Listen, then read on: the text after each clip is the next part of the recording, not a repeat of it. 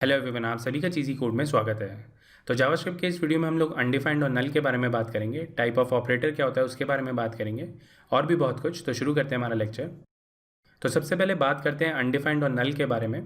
तो simple concept है, जब भी मुझे ये बताना होता है कि यहाँ पर वैल्यू प्रेजेंट नहीं है तो या तो मैं नल का यूज़ करता हूँ या मैं अनडिफाइंड का यूज़ करता हूँ। मतलब दोनों ही डेटा टाइप जो है वो ये बताते हैं कि यहाँ पे एब्सेंस ऑफ वैल्यू है। बट नल जो होता है वो हम खुद से असाइन करते हैं और अनडिफाइंड जो है वो जावास्क्रिप्ट असाइन करता है। अनडिफाइंड जो होता है वो ये कहता है कि अभी तक डिफाइन ही नहीं हुआ, मतलब इसमें हमने कोई वैल्यू डिफाइन ही नहीं करी है। बट नल जो होता है उसमें हम ये कहते हैं कि हमें इसकी वैल्यू अभी पता नहीं है, तो इसलिए हमने इसमें नल डाल दिया है। तो नल एक असाइनेबल वैल्यू है, मतलब दोनों अलग अलग चीज़ें हैं। अनडिफाइंड का मतलब ये है कि ये वैल्यू अभी डिफाइन ही नहीं हुई है।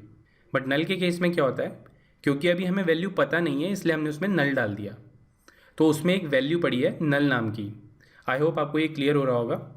तो अगर इसका एक कॉमन एग्जांपल बताऊं, तो अगर मैं मिडिल नेम डिफाइन करता हूं तो कई लोगों का मिडिल नेम होता है, कई लोगों का नहीं होता। तो उसको मैं नल से साइन कर दूंगा, क्योंकि ये अनडिफाइंड नहीं है। कई लोगों का हो सकता है, कई लोगों का नहीं हो सकता। अब क्योंकि हमें इसकी वैल्यू नहीं पता तो वहाँ पर हम लोग नल डिफाइन कर देंगे। तो ये था अनडिफाइंड और नल के बारे में। तो इसको कोड के थ्रू भी समझते हैं। तो अगर आप हमारी ये वाली सीरीज़ फॉलो कर रहे हैं तो ये वाला जो एग्जांपल है हम ऑलरेडी देख चुके हैं, बट एक बार दोबारा से देखते हैं इसको। तो यहाँ पे मैं एक वेरिएबल डिफाइन करता हूँ। तो इस तरीके से हम लोग एक वेरिएबल डिफाइन करते हैं। इसको मैंने कोई वैल्यू असाइन नहीं करी है, तो देखते हैं इसके अंदर क्या वैल्यू है। तो यहाँ पे आप आउटपुट देख सकते हैं अनडिफाइंड है, क्योंकि इसके अंदर मैंने कोई वैल्यू असाइन ही नहीं करी है इसलिए ये अनडिफाइंड है।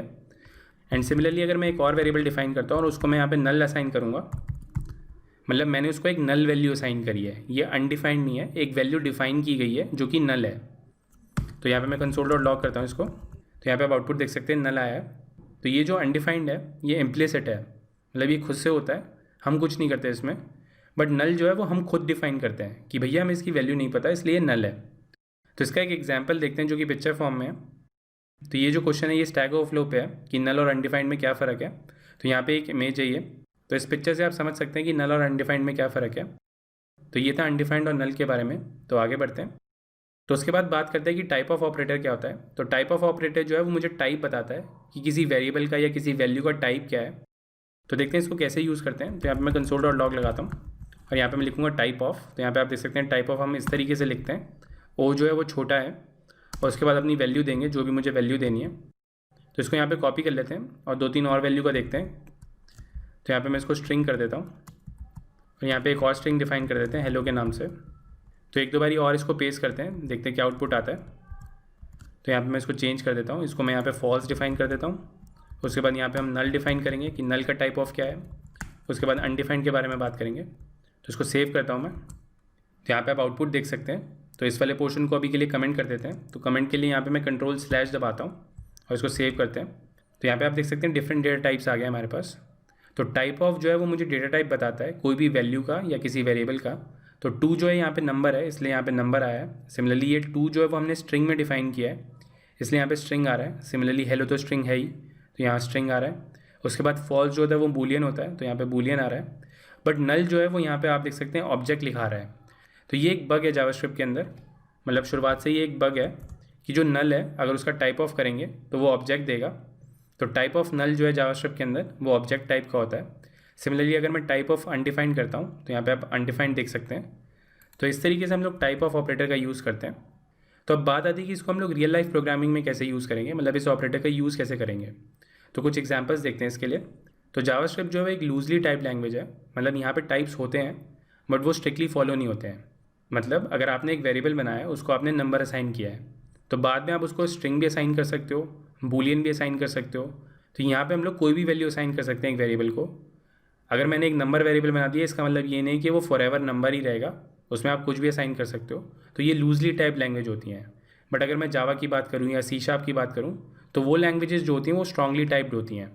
मतलब अगर आपने एक नंबर बना दिया तो वो हमेशा नंबर ही रहेगा, उसमें आप कुछ और असाइन नहीं कर सकते। तो कभी कभी ऐसे सिनेरियोज आते हैं जहाँ पे हम चेक करते हैं कि अगर ये नंबर है तभी हम कुछ ऑपरेशन परफॉर्म करेंगे वरना नहीं करेंगे, या अगर ये स्ट्रिंग है तभी हम कुछ ऑपरेशन परफॉर्म करेंगे। तो उसके लिए हम लोग टाइप ऑफ ऑपरेटर का यूज़ करते हैं। तो कुछ एग्जांपल्स देखते हैं इसके। तो यहाँ पे एक लॉग स्टेटमेंट लगाते हैं और इसके अंदर मैं लिखूँगा टाइप ऑफ और यहाँ पे मैं एम्प्टी स्ट्रिंग लिखता हूँ इक्वल इक्वल टू। अगर ये स्ट्रिंग है तो इसको रन करते हैं। तो यहाँ पे आप आउटपुट देख सकते हैं ट्रू आया है। तो इस तरीके से हम लोग अपने प्रोग्राम के अंदर इसका डेटा टाइप चेक करते हैं। तो एक और एग्जांपल देखते हैं यहाँ पे। तो सपोज़ यहाँ पे मैं एक वेरिएबल बनाता हूँ ए नाम से, और इसको यहाँ पे मैं वैल्यू असाइन करता हूँ 1, और यहाँ पे इसका टाइप प्रिंट करते हैं, टाइप ऑफ ए। उसके बाद इस वेरिएबल को एक नई वैल्यू असाइन कर देते हैं XYZ। अब दोबारा इसका टाइप प्रिंट करा के देखते हैं, टाइप ऑफ ए। तो यहाँ पे आप आउटपुट देख सकते हैं, पहले उसने नंबर दिया मुझे क्योंकि यहाँ पे 1 था इसलिए यहाँ पे नंबर लिखा है। उसके बाद हमने इसको स्ट्रिंग असाइन कर दी थी इसलिए यहाँ पे स्ट्रिंग लिखा है। तो कोई भी ऑपरेशन परफॉर्म करने से पहले हम लोग इंश्योर करते हैं कि इस पर ये ऑपरेशन परफॉर्म भी करा जा सकता है कि नहीं। तो वहाँ पे हम लोग टाइप ऑफ ऑपरेटर का यूज़ करते हैं। तो ये था टाइप ऑफ ऑपरेटर के बारे में। तो एक और चीज़ देखते हैं। तो अब बात करते हैं कि ट्रूथी वैल्यूज़ क्या होती हैं और फॉल्सी वैल्यूज़ क्या होती हैं। ट्रूथी मतलब ट्रू वैल्यूज़ और फॉल्सी मतलब फॉल्स वैल्यूज़। तो इसको कोड के थ्रू ही समझते हैं। तो इस कोड को मैं ऐसे रिमूव कर देता हूँ। तो ट्रूथी और फॉल्सी वैल्यू को एक्सप्लेन करने के लिए कुछ कोड लिखते हैं, उसके बाद बात करेंगे कि हो क्या रहा है। तो यहाँ पे मैं एक वेरिएबल बनाता हूँ, लेट x इक्वल टू, यहाँ पे मैं एम्प्टी स्ट्रिंग लगाता हूँ, और यहाँ पे हम लोग टर्नरी ऑपरेटर का यूज़ करेंगे। तो यहाँ पे मैं टर्नरी ऑपरेटर लिखता हूँ, यहाँ पे मैं लिखता हूँ ट्रू और यहाँ पे लिखता हूँ फॉल्स, और इसको प्रिंट कराते हैं console.log x। तो यहाँ पे आप आउटपुट देख सकते हैं फॉल्स आया। तो एक और चीज़ करते हैं, उसके बाद इसके बारे में बात करेंगे कि हो क्या रहा है। तो यहाँ पे एक और वेरिएबल बनाता हूँ मैं y नाम का, और इसके अंदर मैं यहाँ पे कुछ हेलो लिख देता हूँ। उसके बाद यहाँ पे टर्नरी ऑपरेटर का यूज़ करते हैं। तो यहाँ पे लिखता हूँ ट्रू और यहाँ पे लिखता हूँ फॉल्स, इसको भी लॉक कराते हैं। तो यहाँ पे आप आउटपुट देख सकते हैं ट्रू आ रहा है। तो अब बात करते हैं कि यहाँ पे हो क्या रहा है। तो जावास्क्रिप्ट के अंदर जितनी भी वैल्यूज़ होती हैं उनके साथ एक ट्रूथीनेस और एक फॉल्सीनेस अटैच्ड होती है, मतलब वो कितनी ट्रू है और कितनी फॉल्स है। तो अगर मैं यहाँ पे एम्प्टी स्ट्रिंग की बात करूँ तो वो फॉल्स वैल्यू है, मतलब वो एम्प्टी स्ट्रिंग है तो वो एक फॉल्स वैल्यू है। और अगर एक नॉन एम्प्टी स्ट्रिंग है तो वो एक ट्रू वैल्यू है।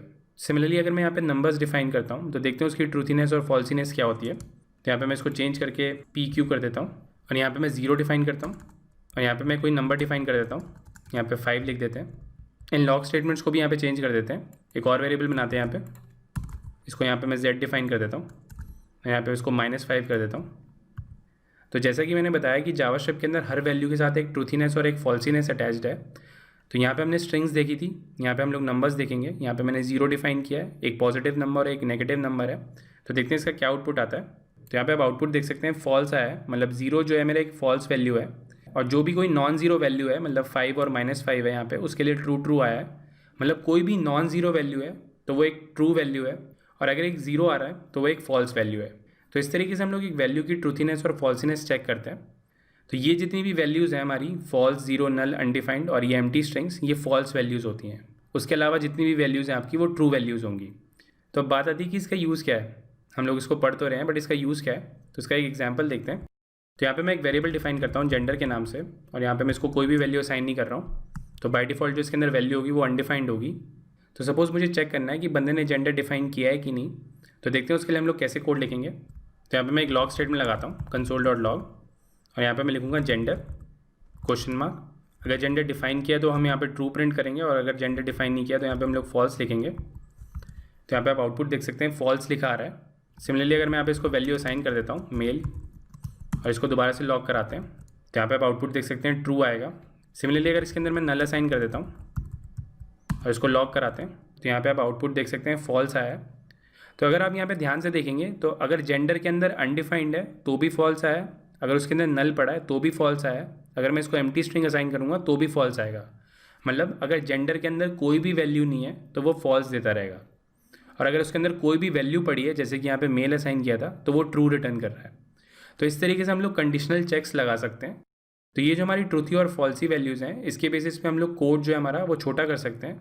हम सिर्फ इतना लिख सकते हैं console.log जेंडर, और यहाँ पे ट्रू और फॉल्स लिख सकते हैं। तो यहाँ पे मैं डायरेक्टली सिर्फ ये लिख सकता हूँ। तो मुझे ये सारा कोड लिखने की ज़रूरत नहीं होगी कि जेंडर के अंदर अनडिफाइंड तो नहीं है, जेंडर के अंदर नल तो नहीं है, क्या जेंडर के अंदर एम्प्टी स्ट्रिंग तो नहीं है। मैं डायरेक्टली ये वाली लाइन लिखूँगा और वो मुझे आउटपुट दे देगा, क्योंकि ये नल के लिए भी फॉल्स देगा, एम्प्टी स्ट्रिंग होगी तो भी फॉल्स देगा, अनडिफाइंड होगी तो भी फॉल्स देगा। तो इस तरीके से हम लोग ट्रूथी वैल्यूज़ और फॉल्सी वैल्यूज़ का यूज़ करते हैं।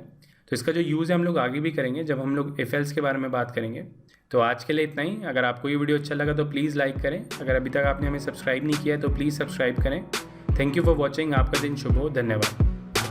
ये लैंग्वेज भी सीख लो, वो लैंग्वेज भी सीख लो, जीवन एक रेस है, ऊपर चढ़ना सीख लो। हो जाए जब सब कुछ, खुद बनना सीख लो, उठा के बस्ता नाप के रास्ता, हर कोई चला है IT में। आई टी में आई टी